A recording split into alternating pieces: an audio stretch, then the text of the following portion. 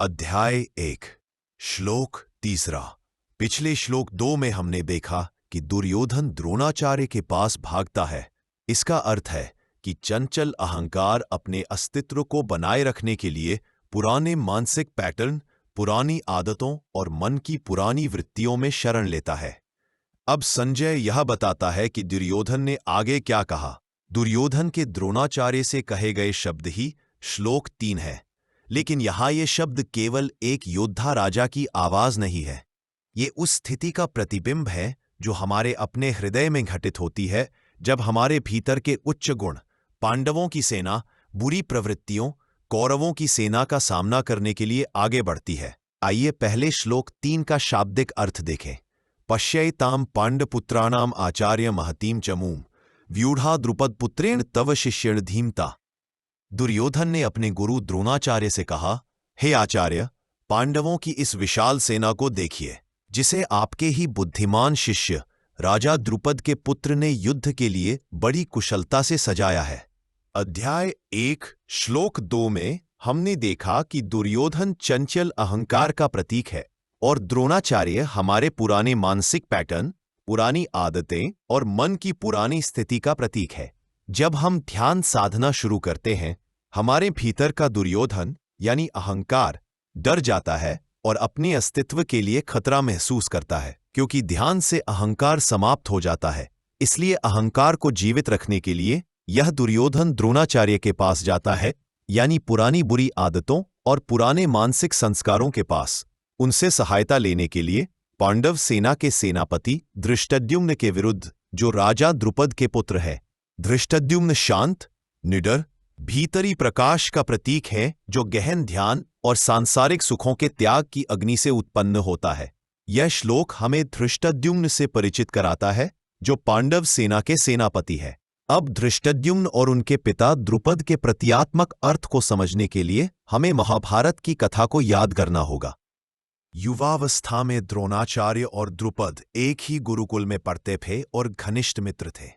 बचपन की मासूमियत में द्रुपद, जो उस समय राजकुमार थे, उन्होंने अपने मित्र द्रोण से वादा किया था कि जब वे राजा बनेंगे तब सब कुछ समान रूप से साझा करेंगे। वर्षों बाद गरीबी में जीवन बिता रहे द्रोण ने इस वादे को याद किया और सहायता के लिए द्रुपद के दरबार में पहुंचे। लेकिन अब राजा बने द्रुपद ने अपने पद के अहंकार में द्रोण का अपमान किया और कहा कि मित्रता केवल बराबरी वालों में होती है, कोई गरीब व्यक्ति राजा के समान नहीं हो सकता। यह अपमान द्रोण के हृदय में गहराई तक उतर गया। प्रतिशोध की भावना से उन्होंने बाद में अपने पांडव और कौरव शिष्यों की मदद से द्रुपद को युद्ध में पराजित किया, उन्हें बंदी बनाया और उनका राज्य 2 भागों में बांट दिया। आधा मित्रता के नाम पर लौटा दिया, लेकिन द्रुपद के हृदय में यह घाव जलते हुए क्रोध में बदल गया और उनका एकमात्र लक्ष्य बन गया द्रोण का विनाश।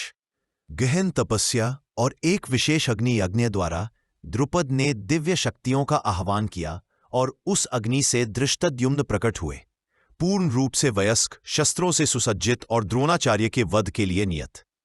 आध्यात्मिक दृष्टि से यह कथा बताती है कि गहन संकल्प जैसे द्रुपद की तपस्या आपके भीतर ऐसी आंतरिक ज्योति को जन्म दे सकती है जो धृष्टद्युम्न के समान है और जो सबसे गहरी और पुरानी नकारात्मक आदतों यानी द्रोणाचार्य को भी नष्ट कर सकती है। जैसे धृष्टद्युम्न अग्नि से उत्पन्न हुए, वैसे ही आपकी आध्यात्मिक शक्ति एकाग्र ध्यान और अडिग संकल्प की अग्नि से जन्म लेती है। आपके आंतरिक जीवन में पांडव सेना के सेनापति धृष्टद्युम्न का अर्थ है आध्यात्मिक ज्ञान का प्रकाश, जिसके पास गलत आदतों की सबसे मजबूत जंजीरों को तोड़ने की शक्ति है। वे आदतें जो बुरी प्रवृत्तियों की ओर झुकी रहती हैं।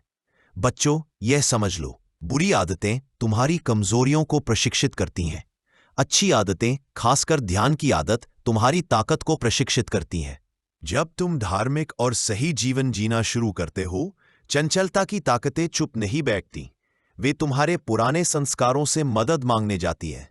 लेकिन यही आशीर्वाद है, आदत का वही क्षेत्र तुम्हारे लिए शक्तिशाली साथी भी रख सकता है।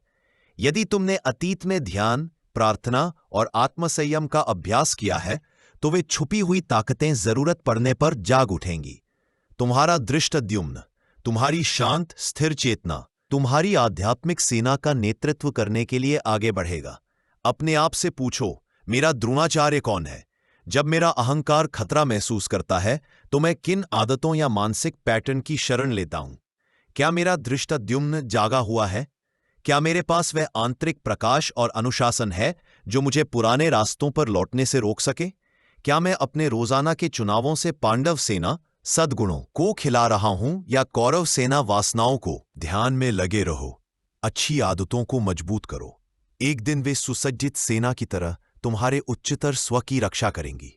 जब चंचलता मदद ढूंढने आए तो उसे तुम्हारा आंतरिक धृष्टद्युम्न मिले, शांत, निडर और विजयी। गीता का प्रकाश तुम्हारे भीतर के ज्ञान योद्धा को जगाए जब तक कि तुम्हारे हृदय में शांति न बस जाए। धन्यवाद।